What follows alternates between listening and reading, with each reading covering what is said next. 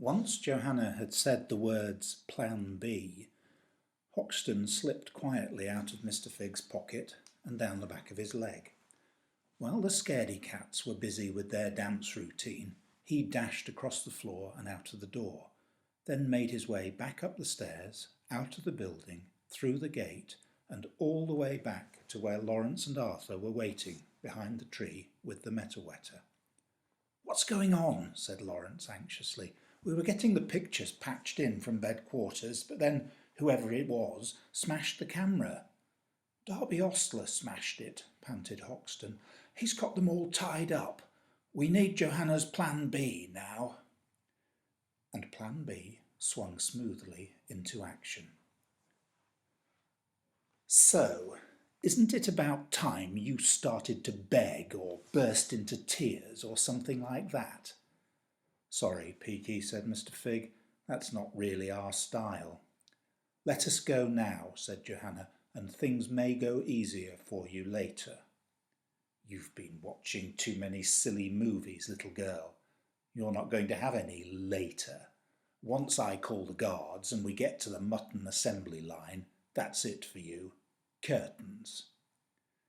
"Curtains, indeed. Who is it who's been watching the dodgy movies, Peaky?" "And stop calling me that, Figgles!"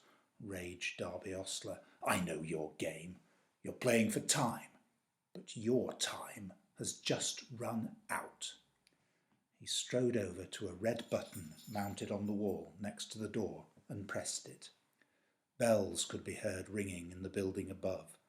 "My loyal guards will be with us shortly." Arthur rushed into the metal-wetter with Hoxton on his back. "Ready?" he asked. He moved the control to "No Show" and turned on the tap. There was an initial blast of icy water, then the strange warmth deep inside their bones, which spread through both their bodies. They got out of the shower. "Well, that's worked," said Lawrence. "Has it?" said Arthur. Lawrence jumped and turned to the sound of his voice. "It certainly has. I thought you were still over here. Now, go, go, go. You've got 10 minutes, or maybe 9.5, taking account of Hoxton. Good luck." Their thanks in response came from halfway across the field. Lawrence checked his watch and muttered to himself, "I'll give them a couple of minutes.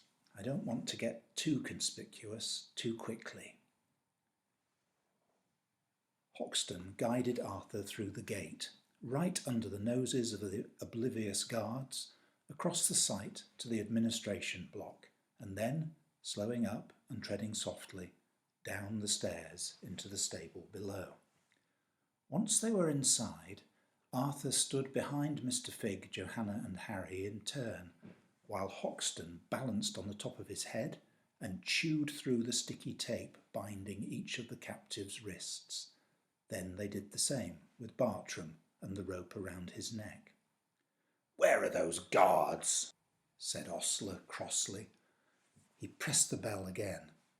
"Perhaps they've had a better offer," suggested Johanna. "Being human cannonballs or cleaning out sewers, maybe. I'm sure anyone would find that sort of thing attractive if they were working for you." Ostler stalked across the room and waved his fist in Johanna's face. "Oh, I'm going to enjoy this," he said. At that point, they heard the tramp of heavy boots walking above them, then rattling down the stairs. The guards were coming. But before they got down into the stable, there were a whole series of new sounds. A wailing klaxon burst loudly into life, and a mechanical voice blasted out of a public address system. "Red alert! Red alert! Site security has been breached. All personnel to the front gate. Red alert! Red alert!" The footsteps stopped momentarily, and then clomped loudly back upstairs again. "They have had a better offer," said Mr. Phigg. Ostler snarled furiously and drew back his fist to punch him. But before he could do so, two things happened. Mr. Phigg brought his untied hands out from behind his back and pushed him away, and the invisible Arthur, who had gone round behind him, sank his teeth forcefully into Ostler's left buttock. Ostler howled and spun round in confusion, desperately searching for his unseen assailant. Then, realizing he was now outnumbered, he dashed for the door and headed up the stairs. Arthur followed closely, biting his bottom every few paces, to renewed shrieks. "Time to join the party," said Mr. Phigg. He and Bartram and the children headed for the stairs too. Mr. Phigg paused at the door and looked back at the cowering scaredy cats. "Come on, chaps, stiff upper lip and all that. I think this might be a good time for you to think about a change of career."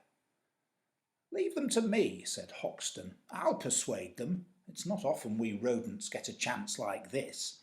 He jumped out of Mr. Figg's pocket and scampered over to them. A series of invisible nips and tweaks to their tails soon had the cats dashing headlong up the stairs, screeching as they went.